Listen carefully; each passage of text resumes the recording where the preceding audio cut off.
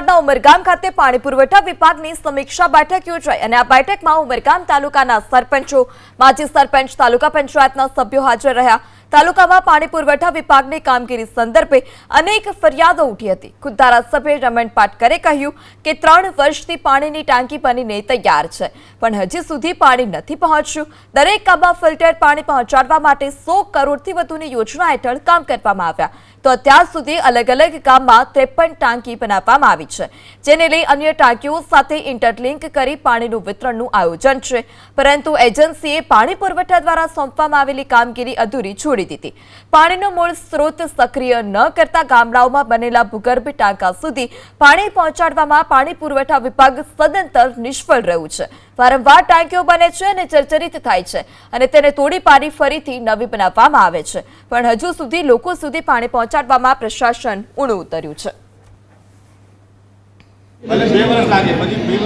સરપંચને કહ્યું છે કે તમને જે 10% 15માં નાણાં પંચમાંથી જે રકમ મળેલી છે એમાંથી તમે 10% રકમ ખર્ચી અને જે ચેકડેમો આ દમણગંગા ડેમનું પાણી આવે છે એમાં તમે ભરી દેવો, જેનાથી 50% સમસ્યા ઓટોમેટિક હલ થઈ શકે।